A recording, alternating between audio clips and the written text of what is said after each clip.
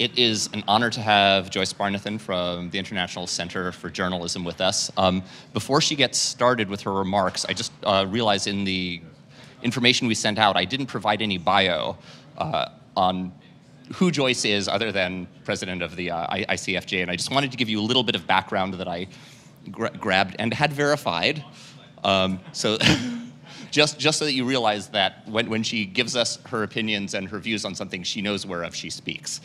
So, prior to coming to ICFJ, Joyce held a wide range of senior editorial and management positions at Business Week and Newsweek. At Business Week, she was executive editor of Global Franchise, where she played a role in expanding the magazine's reach and improving its editorial product from around the world. As assistant managing editor at Business Week, she supervised almost every department of the magazine. As the Asia regional editor, she launched the Asia edition of Business Week, managed award-winning coverage of China's growth, Asia's financial crisis, and turmoil in Indonesia. At Newsweek, she held a number of journalistic posts, including the Moscow bureau chief, special national political correspondent, and State Department correspondent. She's been honored with 5 overseas press club awards and 1 national headliner award, among other honors. And she served as the Freedom Forum Fellow, 1989 to 1990. She's covered, let's see, Chernobyl, handover of Hong Kong to China. I was Glasnost, an amazing range of stuff. That's what she's going to be telling you.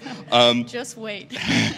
She has a bachelor's degree in Russian and Chinese area studies, as well as a master's in Asian studies from Washington University and a master's in journalism from University of Missouri.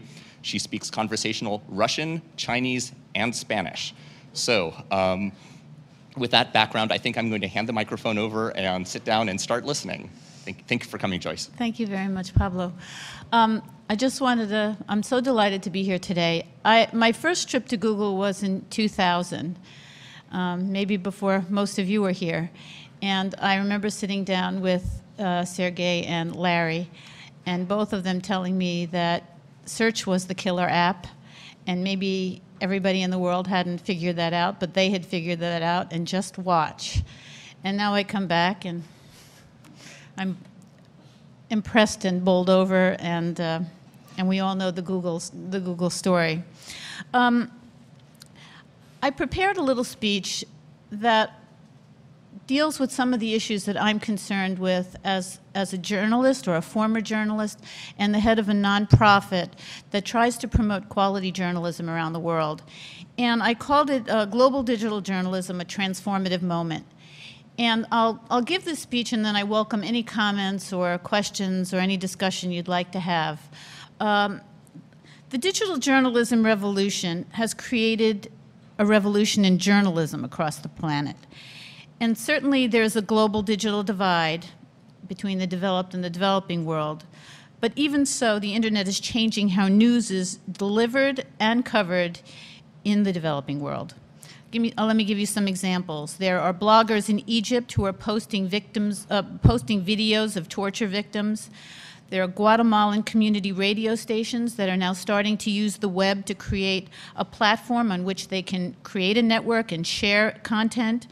There are citizen journalists in Mexico who are broadcasting crackdowns on protesters that would never have been covered before. So we see that this is an incredibly important moment, and access to information technology is really key for journalists in these countries.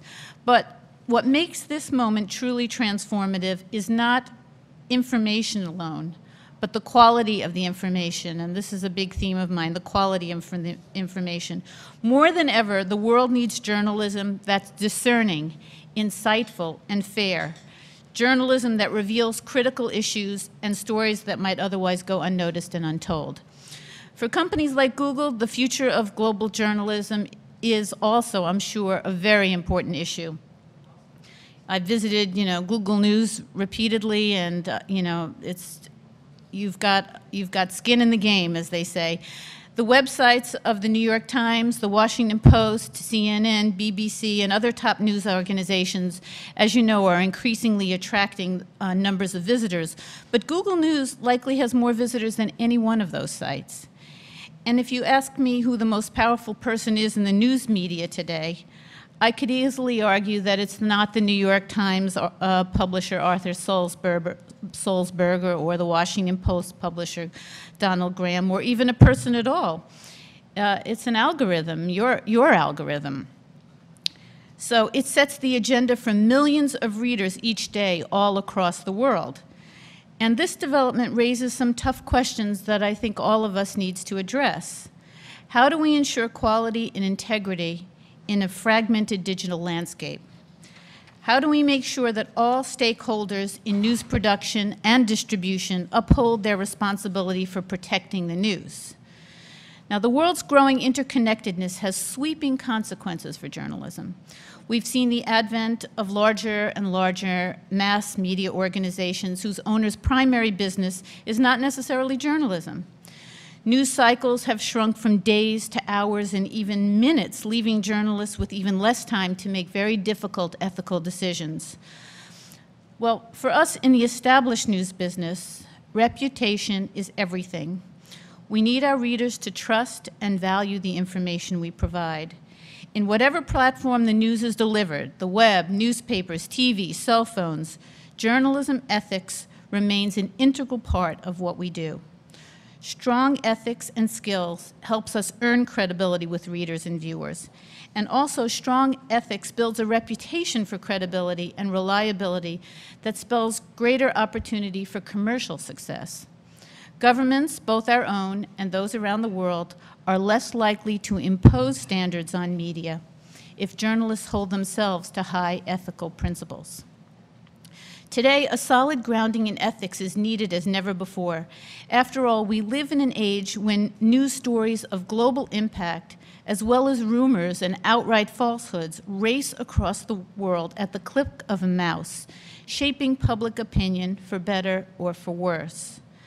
The consequences of ethical failure in an era of global economics, instantaneous communications, and systems of mass destruction are much more serious than in simpler times when damage from ethical failings was more likely to be isolated and contained. Think Danish cartoons. Media ethics, it's becoming clear, must emerge from the people who write and edit the news, from publishers and station owners, and from those who sell the advertising and subscriptions to sustain the news, and from those like Google who aggregate it. Effective and meaningful ethical standards can never be imposed from an external source. They must be an outgrowth of what all of us, with our various roles to play, do every day. Now, ICFJ, the International Center for Journalists, and I'll use the acronym, tries to assist journalists around the world in gaining the skills they need to do their job responsibly. We recognize that independent media are a prerequisite for free and civil societies. We work around the globe, in Latin America, Africa, Eastern Europe, the Middle East, and Asia, often in countries where fragile, nascent democracies are confronting the burgeoning demands of global economics and newfound pluralism. Greater press freedom has allowed for more assertive, less defensive journalism, and greater consciousness of the need for standards to ensure quality and avoid abuse. During its history, ICFJ has worked with some 40,000 journalists from more than 170 countries to share practical hands-on skills in journalism and business media management. ICFJ helps these journalists provide their fellow citizens with the information that they need to take part in the social, economic, and political lives of their societies and to make smarter decisions that we hope will improve lives. Just to give you an example, we're conducting business journalism programs in China, health journalism training in Africa, environmental journalism training in Latin America and Asia. And just so that you know, we place an equal emphasis on training in business, the business side of the media, because editorial independence is impossible without financial independence. Now let me return to the impact of the internet. In the West, the rise of the internet has turned a highly developed media on its head. I'm sure you've had discussions with journalists these days, you know what I'm talking about. What happens when this transformative technology affects countries where an independent media is just beginning to develop? All of us need to be aware of the effect of the growth of information technology in such regions and what an absence of quality can mean. It can mean the difference between a free society and an unfree one, the difference between justice and injustice, the difference between an informed citizenry and one that is deceived by government propaganda. These differences are truly enormous. We all know what good standards are and what quality is in traditional newspaper journalism. But what are the best practices when it comes to citizen journalism and the blogosphere? There are trailblazers around the world. You all know of Oh My News in South Korea. But it behooves us to figure out what constitutes quality information in an effort to promote it in a fast-changing digital environment. At ICFJ, we're trying to help journalists navigate this new terrain. We're getting untold requests for help with digital training from around the world. It's just pouring in. Our flagship program, the Knight International Journalism Fellowships, sends global reporters to places around the world to work on high-impact projects, many of which have digital components. And these journalists go out there and do their work for a year at a time. In Guatemala, I mentioned it earlier, but in Guatemala, for example, our fellow is working with community radio stations, many of them run by indigenous people, to create a web platform where they can share programming with one another and also with Guatemalan immigrants in the United States. And we think this is going to help exponentially increase content and better inform these communities. On a much larger scale, we just signed an agreement with the University of Guadalajara to create the first digital journalism center in Latin America.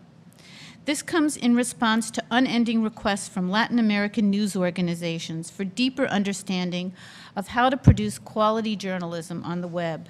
This is going to be a year-long degree program, and it will also include modules for working journalists.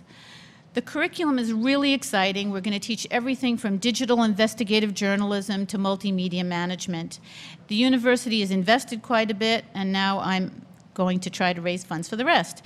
And we're hoping to launch in September and recruit students not only from around the region, but also among Hispanics in the US, and this will be quite affordable. We're also aggressively expanding our website, and we have several websites, but I'm going to mention the International Journalists Network, or IJNet.org. It's the go-to site for international journalists to learn about training programs and networking opportunities. And we publish in 5 languages: English, Spanish, Portuguese, Arabic, and Persian. And we're hoping to add Russian, Chinese, and French. And our latest IJNet offering is an interactive guide on how to produce a quality blog for journalists in the developing world. We're also working with the Poynter Institute, a journalism training organization based in Miami, to develop interactive training modules in multiple languages with content customized for different cultures and regions. As you can imagine, there are journalists in some countries where you can't even send someone in to train or help. But you can do distance learning, and we're trying to provide those kind of resources so that when things do free up in these societies, the journalists have the skills they need to thrive. And the other thing is, at a time when US newsrooms are cutting back on international bureaus and coverage, which is a huge concern of mine, we think we can provide a link for US news providers to quality local journalists around the world. So we can link up US news and Western news organizations with really good local journalists. ICFJ is not an advocacy group. Our goal is to provide valuable training, and we know how difficult it can be operating overseas. We're trying, for example, to engage the media in countries like China. This fall, we're launching what we consider to be a groundbreaking program in global business journalism at the prestigious Tsinghua University in Beijing. This is a 2-year master's degree program that we hope will create a cadre of top-notch Chinese business reporters and editors who can produce clear, balanced, insightful coverage of Chinese and global markets. And we really do believe this will help make the Chinese market much more transparent and foster greater understanding between China and the international business community. And given what's been in the news lately with Chinese exports, there's certainly a need for more watchdogs for the benefit of us all. I want to underscore that our colleagues overseas truly face hurdles that most of us here cannot imagine in their effort to tell the truth. Each year, ICFJ presents 3 awards to outstanding international journalists who inspire us simply by doing their job. Last year, we gave one of our awards to Drago Hedel of the Feral Tribune in Croatia, and he has done whatever he can to hold war criminals in the former Yugoslavia responsible for their deeds. Bagila Bukharbayeva, who was born in Uzbekistan and now works as a reporter for the AP, witnessed the massacre of Uzbeks by the government in the city of Andijan and exposed this to the rest of the world. And then there was this young woman journalist, Shada Al-Jabouri, head of the BBC's Arabic service. This woman is an Iraqi journalist who has to change the time that she leaves for work each day to avoid being kidnapped. When she reports from bombing sites, she cannot stay too long or she risks attracting the attention of insurgents. She has to keep a distance of 100 meters from US troops who might otherwise shoot. She lives in an apartment that has at best 4 hours of electricity each day, so she prefers to stay in the office. And she tells no one, except her very closest friends and family, what she does for a living. This year's winner includes our first citizen journalist. His name is Wael Abbas, and he's an Egyptian blogger who has dared to write about prisoner abuse, crackdowns against protesters, and other subjects that the established local media have generally avoided. But what's happened is, because he's done such a good job, he's gotten so much attention from Egyptian viewers and users of his blog that the traditional media are now forced to follow and cover the same stories. And when that happens, you start to get accountability. These journalists remind us that news is not a commodity, but a vital service that requires skill and, in many cases, unusual bravery simply to practice. I'm going to give a little plug here, but we have an annual dinner where we honor this year's winners, and it would be so wonderful if Google representatives could attend. It's on November 13th. I have some pamphlets here should anybody be interested. And it's really where we showcase what these international journalists do and the type of work that ICFJ does. We give one award to a U.S. journalist who we feel really stands for high-quality journalism, and this year it's going to go to NBC's Tom Brokaw. And our keynote speaker is ABC's news anchor Bob Woodruff, who you probably recall was gravely injured in Iraq. And every year our MC is George Stephanopoulos, and we're very grateful for him for that. Before I wrap up, I want to talk about another important concern of mine in the digital journalism world. And this may sound blatantly obvious, but we need editors more than ever. Customization of the news, I mean customization to one. Give me what I want, when I want it, is in many ways the glory of the web. But it can also be worrisome. It can keep journalists like Drago and Shada from reaching their potential audiences. As we know, editors and news producers painstakingly decide what stories will appear on the front page of a newspaper, on the cover of a magazine, or during the 30 minutes of a nightly newscast. On the web, readers with their RSS feeds often decide what they want to receive. The disintermediation of the editor, in other words, removing the editor and putting the news consumer in charge of the news received, has significant ramifications. Those key judgments that editors make suddenly disappear. And the danger is that readers or viewers miss news they didn't know they needed to know. When you customize to one, you often lose the serendipity of finding great discoveries that are important to you and your community, and the ability to set a common agenda is diminished. The web also allows users to reinforce their beliefs and shun competing analyses. You go to the blogger who believes the same things you do, and you get just what you're looking for. And there can be nothing wrong with that. I mean, we all read particular columnists or watch particular commentators because we like their slant on an issue. But many of us also watch columnists, we read columnists that we don't agree with just to learn the opposing view. And on the web, the danger is that customization to one means that we miss exposure to alternative thinkers, to the other side of a key issue. So while digital journalists in countries like Egypt are often bringing an alternative view to compliant, if not controlled media, we're a little bit concerned that in the US we're hearing what we want to hear and turning off other voices. So, is there a next generation of the web that instead of focusing on creating more niches, tries to bring us together? How can all of us involved in the news business get people out of their comfort zone and learn about the other side? How can we ensure that there are funds to produce the news that we and citizens across the globe need to exist as free, independent societies? I have yet to hear a financial model that I think is even viable for most big media news organizations that have vast bureau networks overseas. I still don't get how they're going to survive. And maybe you smart folks at Google can figure it out. And I ask you to work with us to try. I'm really a believer that people will search for quality news on the web and that users will continue to insist on credibility and integrity. In an era when anyone can say anything they want on the web, information from quality news sources will mean more than ever before. These days, when you ask someone where they saw a particular news story, they often respond, Google News. You may not have produced that story, but you are identified with it. Quality and integrity have always been core to Google, and that's why your search tools are so great. Your founders realized that search was the killer app, and if it were used as a sales tool, it would diminish its credibility. Based on that common desire for quality, there's lots of space for all of us in the 21st century news business to find ways to work together to ensure that quality, ethical journalism prevails.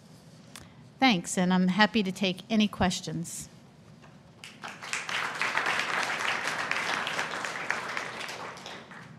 Yes. Hi. One way to proxy for the quality of an article might be to look at the reputation of the author or the journalist who wrote it. And it seems like one of the things that you're doing is training these journalists. So what you could do is, I don't know whether you actually certify these journalists, but if you could provide us with some sort of signal or information about those journalists, then that's something that we could take into account in our algorithm, for instance, that would say, okay, in addition to just looking at the number of links that this article gets, we'll look at the reputation of this journalist and factor that into our ranking too. So is there an effort to, I mean, first of all, is there any information that you could provide us in that regard? And second, is there any effort to certify journalists as part of your training program? Yeah, we don't tend to certify them, and we have talked about rating or ranking journalists, which is a little bit dicey because, you know, we're giving them the skills they need, but how they choose to go about using them is a different thing. IJNet has 20,000 journalists who log in every month to find out about networking opportunities. And one of the ideas that we were tossing around was a Facebook where they could post the type of stories that have been written for other publications. And you could see the type of work, you can go up there and see the type of work that they're doing. But whether we could, you know, what I wouldn't want to do is certify that somebody's taken the course and that is necessarily a guarantee that you're always going to get quality journalism. We hope that's the case, and we hope that they have the skills. But I think it's a good idea, and it's worth thinking about.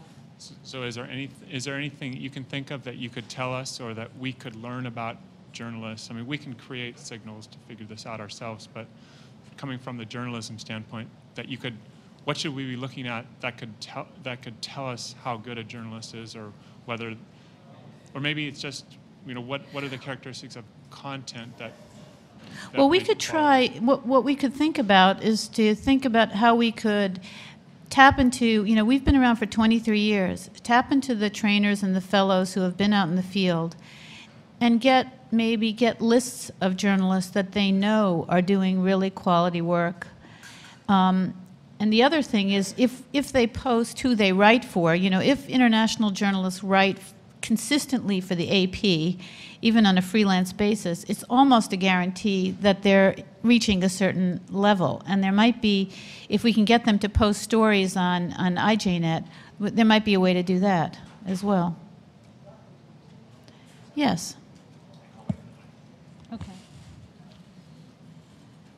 I'm just getting a pen. I can't be a journalist without a pen in my hand, so. Kind of elucidating a little bit more on what you just said. Yeah. I've heard other journalists say that there's this pressure right now on the web for fracturing, and it's coming from a business standpoint as well. Freelance journalists, bloggers, and that's a very different thing from the New York Times with a newsroom and editors. And the point they make is that the newsroom and editors and that social environment actually tends to reinforce a certain set of ethics that is identifiable, and that freelance journalists to a lesser extent and individual bloggers to a greater extent have a tendency to fall into some traps, like going native, like being more beholden to their sources than they are to their audience, and other things like that. Do you think that, and you just said something about someone who's consistently publishing for the AP that's a good signal that they're maintaining a certain level of ethics and reliability. Do you think that, first off, there's some spot where this balance will naturally fall, where there's sort of a unit of journalism larger than an individual and smaller than the New York Times or the AP that is naturally viable and that can maintain that sense of integrity and viability? Well, I think I think that's a really good question. We had talked about doing some programs for bloggers here to get them together, talk about what are best practices, because they are on their own often. Sometimes they're obviously from the mass media and they've splintered off and they have the values. But when you work in a newsroom, there is I'm sure as you work in an organization like this, there are cultural values that do get passed on from generation to generation to generation. We've evolved to a pretty good state despite all of our failings, a pretty good state of how to balance church-state issues, in other words, where the business side stops and editorial begins. We know how to separate those interests. We know how to think through tough issues in the newsroom. And what we found internationally is that a lot of the bloggers want the journalism training. They want you to get out there and give them the sense of what is right, what is wrong. And I will tell you that's even true in the ethnic media here. We did some programs for ethnic media and personal finance journalism. And there was a huge amount of confusion about what is a conflict of interest. It wasn't defined at all. The conflicts were rife. So it's a pretty big issue. And I think that there is a role for training in that area. But I don't think you should underestimate how important that is, and how important it is to have those values, how important it is to check your facts, how important it is to get your name spelled right, and to make sure that things are in context, to make sure that, that you're not writing about a stock that you own and you're pumping it up as they used to do in China, that you're not paid to go to a press conference. I mean, it gets very basic. But so I think there's a lot to be learned, and as we do fragment, I think the need for that kind of training gets greater and greater.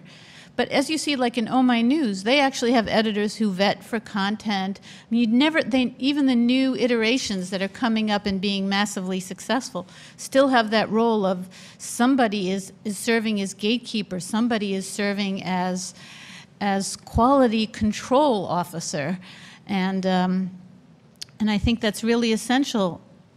Let me just add one thing before there's a new program about to take place at the State University of New York at Stony Brook, And this is a program, it's quite interesting. It's also funded by the Knight Foundation, but it's to teach all students at the university how to consume news, how to be a good news consumer.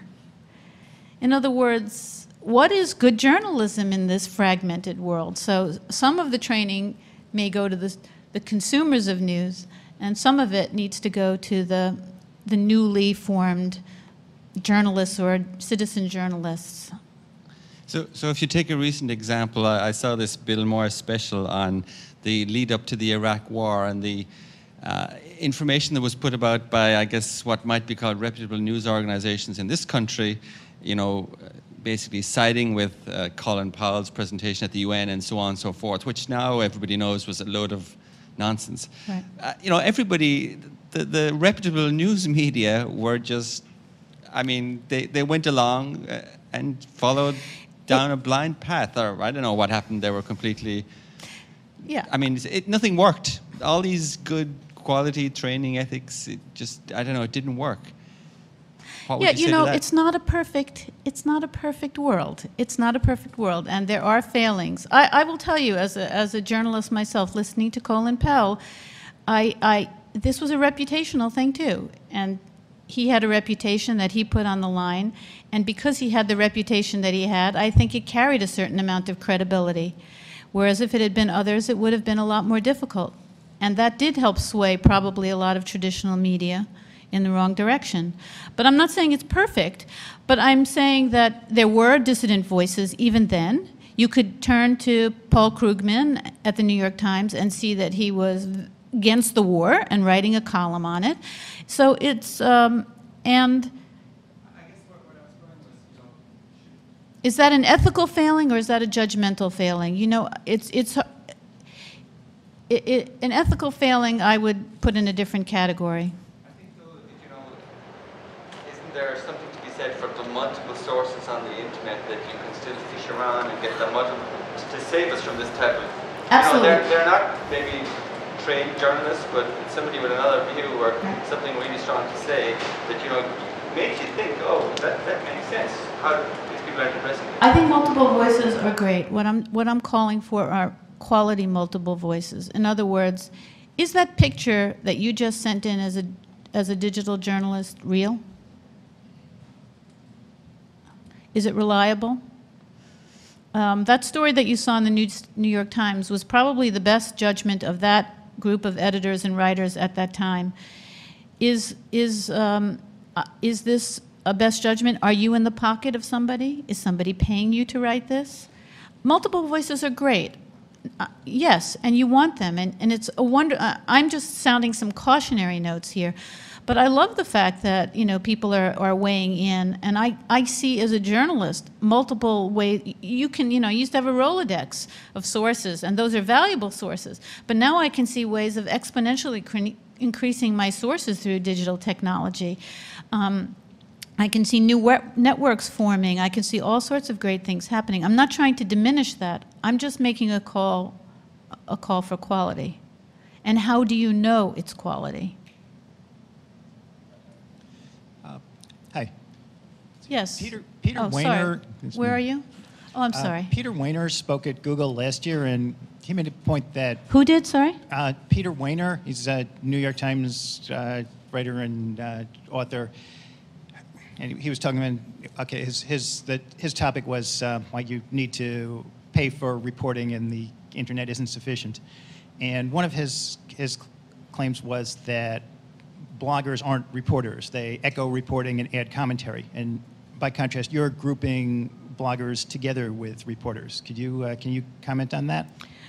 Well, bloggers can be reporters, and bloggers can also just be mouthpieces. I would say that this Egyptian reporter that we're honoring, or blogger that we're honoring, is a journalist, is what I would call a citizen journalist. I think, when I think of myself, somebody said to me, you should blog every day on your site because that will help increase your visibility and blah, blah, blah. And I can go on there and off the top of my head, spin something on a daily basis. I don't think that's quality, you know? I just don't think that's quality. Maybe you think it, maybe other people will think it's quality. I really want to go out and do a little bit of original reporting, original thinking, and I think the best bloggers are people who are experts in their field, who bring something to the table every day that you want to check out. They've got a great idea, they've got a great insight, they've got a great product, whatever it is. I think those are the bloggers that, or have a voice that resonates with you, but the voice has to be intelligent in some way or another. And so I think that, you know, to me, the difference between a blogger and a columnist, I mean, they can almost be the same. You might read a person on the op-ed page because you think they just have a great perspective. But usually those pieces are reported. And I would say the best blogs bring something new. If they just sit there and tell you the same old stuff every day, you're not going to go return and read it. Am I wrong? No, you're correct, but op-ed is comparable to bloggers, and most bloggers aren't going at your Egyptian example is an exception, but most bloggers aren't going out there and getting news stories themselves. They're looking at other news stories and bringing them to your attention. Right. Well, that's a different type of blogging. They could be aggregators in a funny way, and spinning out the news. But I think the bloggers that I know that I return to on a daily basis or on a frequent basis are people who I think bring something special to the table. The trouble is, blogging is just a medium, and people use it for different things. So I think you're having almost Right. a vocabulary disagreement. Right. Well, there are bloggers who are journalists or who want to communicate, and I think that's right. The blogger is a very, very, very big term. Yeah, go ahead. In your talk, you mentioned ethics and used as example the publication of some cartoons that led to riots and injuries of a handful of people. And it sounds like in your response to this question a few minutes ago, you did not categorize the U.S. coverage anyway of weapons of mass destruction and things like that as an ethical failure, even though it led to war and the death of 1 million Iraqi citizens and things like that. I mean, that seems to me like it's a huge example of an ethical failure, and that's something we should be paying a tremendous amount of attention to. Okay, the thing is the ethics that you know, we have to rely on the information that we have access to. And we have to rely, you know, the information. I mean, I don't know when you found out about when there was weapons of mass destruction in Iraq, but I found out only after the troops went in and there were no weapons there. I don't know what. Again, I just don't know if this was a judgment call, or you know, there were journalists that were writing op-ed pieces that this was not a good idea, and there were journalists that were writing pieces that it was a good idea. But the information that we had to work with was somewhat limited. And you had somebody as credible as Colin Powell going out there at the UN stating that they were there. Now, I'm not trying to defend this because obviously it makes me, you know, heartbroken to think about what's happened. But I'm not sure that I put that in the category of I'm going to step over some line and put this information out for the sake of going to war, that I'm trying to promote the U.S. government policy because I believe this is the right policy and we need to go to war. I'm not sure that that was the slant of the New York Times or the Washington Post or any of them. I would bet that it's not. I'm just wondering what you thought the fragmentation of traditional media onto online, how that will affect objectivity and bias in journalism, whether people will try to be objective or just go all out and show their biases. The question was about objectivity and bias in a fragmented digital world, and whether you think people will go for more objectivity or more bias. I think you'll see both. I think you're going to see, you know, extreme voices out there that will attract certain people because they want to hear that. And I also think that the ones who get many, many eyeballs will be the ones that make sure that their news is reliable and high quality, because that's what will make people return. And I think that people, the question is, how do you know? And is branded news worth anything? I mean, when I was looking at Google News this morning, I saw a lot of branded news sites there. I also saw some unusual ones that I didn't know about. And that doesn't mean that they're not good or not bad. They may have great reputations where they are. But the question is making sure that whoever the news source is, that you feel that this is a really reliable one, because people are coming to you for that kind of quality.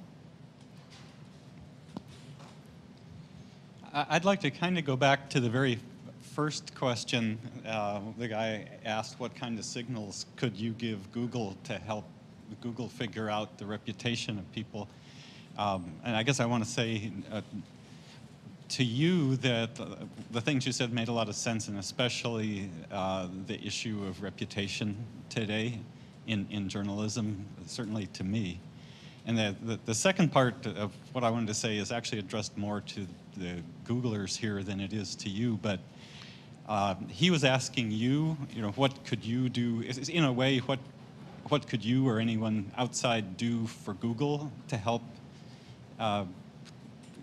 establish the concept of reputation? And it seems to me personally, not as a representative of Google, that search engines like Google could do a lot more to be sensitive to notions of reputation.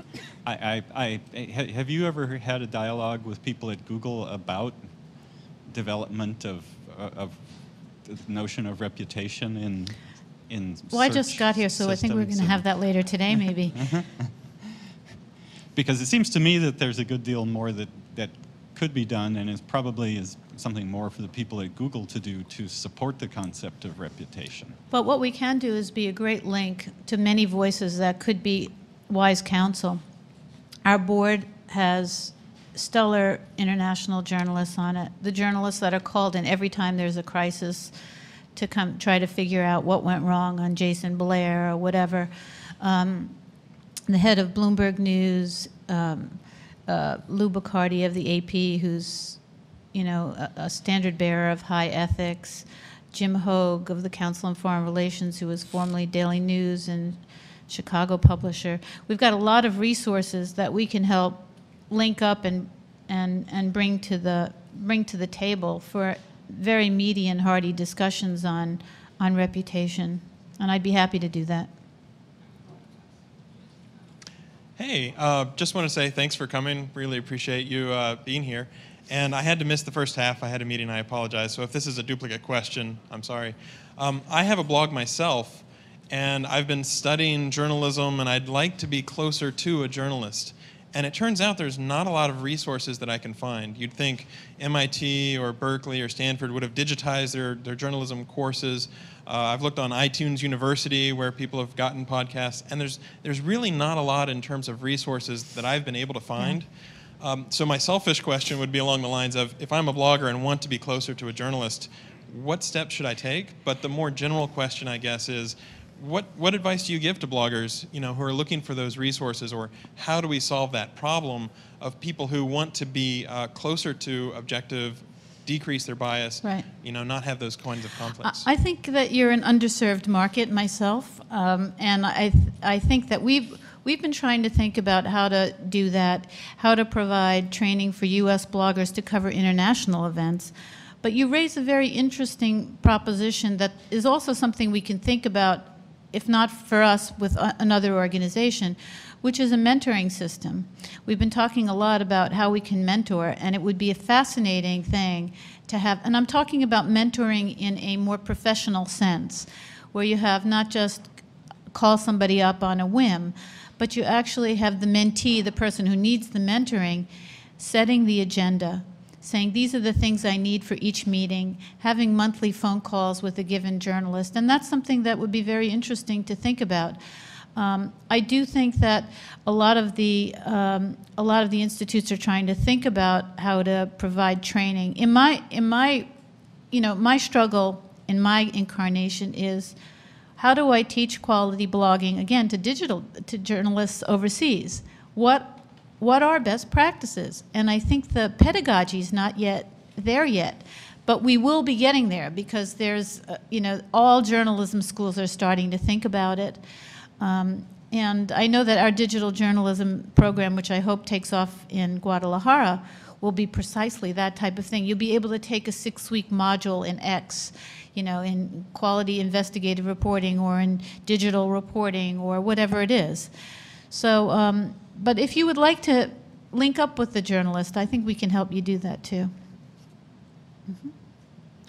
Yes. Your talk seems to have focused mostly on, I guess, what I would call change from within and source material kinds of things. And it seems to me that very few news organizations today spend much time reporting on the news of news itself, covering the process of news and what news readers or consumers or whatever should be looking for as signs of good quality journalism. And I wonder what you're doing about that, what we should be doing about that, things like that. Yeah, well, I mentioned this program at SUNY Stony Brook, where they're trying to educate news consumers about how to consume the news. I don't think that newspapers necessarily see themselves or TV stations as purveyors of teaching what is quality journalism. Journalism schools do that, and I think that consumers aren't going to journalism. Well, that's what we're seeing, a crop of all new types of programs, come up now to try to educate people on what is quality news. When we deal mostly with international journalists, and they're up against hurdles that are phenomenally difficult. It could be that you heard the description of some of just what it takes just to go to work and how life-threatening this can be. We deal with the issue. We just had a program for Latin American journalists on how to establish an ethical newsroom. And how do you establish an ethical newsroom when you don't have necessarily any kind of infrastructure for that? How do you go about building a consensus to get that in the newsroom? How do you get the editors to buy in? How do you get the business side to stay away? All the kind of things that are really crucial. And we have some tools for doing that with international journalists. But I think it's a good question because I think that there's a lot of confusion as to what is quality journalism now. That said, I have two kids who are college age, and they have dealt with information on the net from the very beginning, and I actually think that their filter for garbage is pretty high. That I think that, interestingly enough, that they seem to understand that this is just not worth paying attention to, and this is. And when I see that, my son has CNN as a homepage, without me telling him to go to CNN, I think that that's encouraging in a way because he's using reliable news sources. Yeah. So moving beyond reputation, if we had all of the time in the world to develop new technology, how can we? What tools do you think would help enable both better quality journalism and better understanding and comprehension of what's being output by the consumers? And just to give you two examples, maybe to go off of, what about a better system for providing references and doing automatic fact-checking? Or what about a better user interface for showing dissenting views on some opinion? Yeah, those are all good ideas. I mean, I think that they're all sort of basics in terms of, journalism training.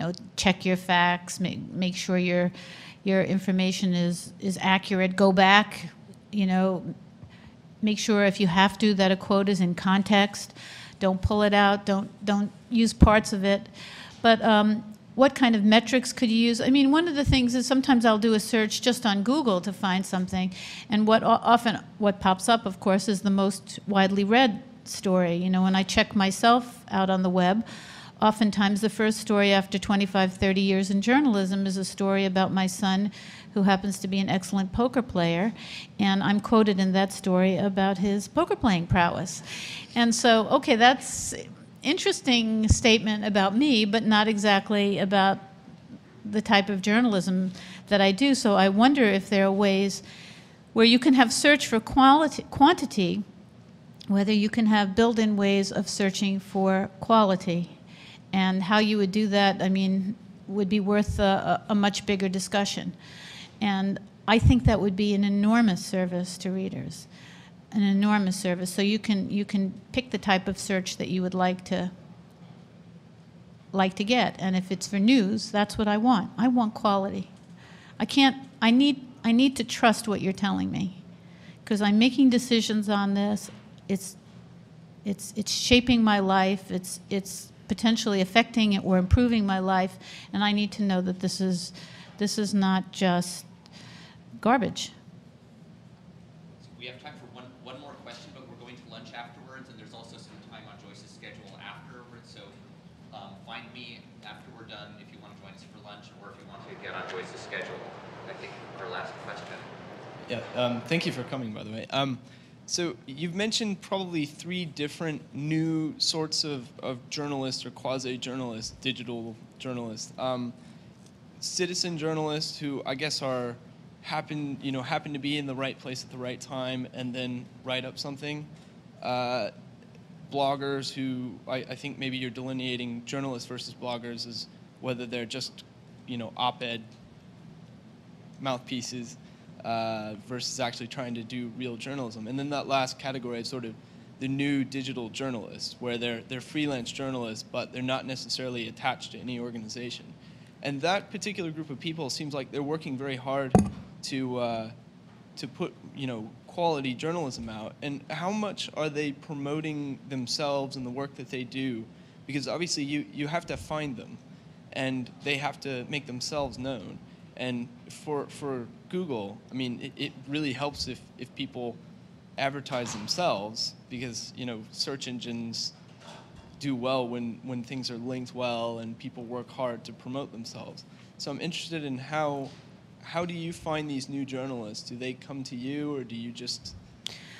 We have people training all over the world. So oftentimes, like when we solicit for our awards, we get thousands of people that get our email, and people write in and say, this is an excellent candidate here, this is an excellent candidate here. And we build kind of an understanding of who's doing groundbreaking stuff. We're now like on the cusp of sort of the digital revolution in the emerging markets. Now clearly there are some countries in Asia that are on the cutting edge, but the vast majority are first getting their heads around it. And we're first starting to see who can do what. So we don't have a very, very, very long list.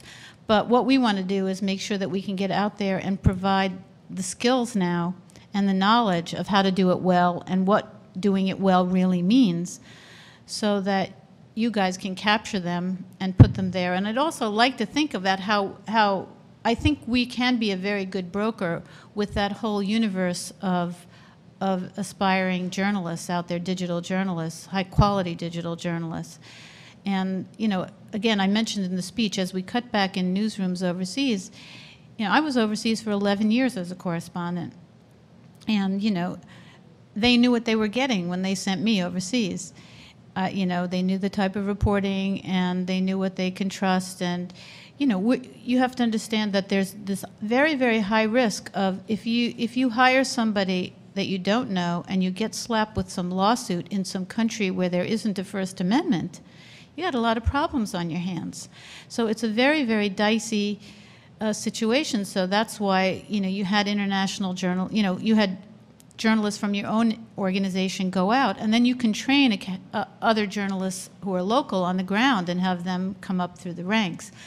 But now that's disappearing, and now we're just trying to identify who can be really good sources for this type of stuff. But it isn't easy, and journalists don't normally go out there and self-promote. They let their work do it, and they let other people promote. They'll say, oh, look, this guy's doing great work in Pakistan. I want to hire him as my stringer. And I think by using and seeing who is hiring these people, what type of photojournalists are getting picked up by all the news agencies, what type of freelance journalists are being used by Bloomberg, this one, that one, if Bloomberg does indeed use freelancers, is worth monitoring, and that could be a quality control mechanism. Thank you. I think we've run out of time. As I said, we're going to lunch. Thank you again, Joyce, for coming. Thank you very much, and my pleasure. Thank you for inviting me.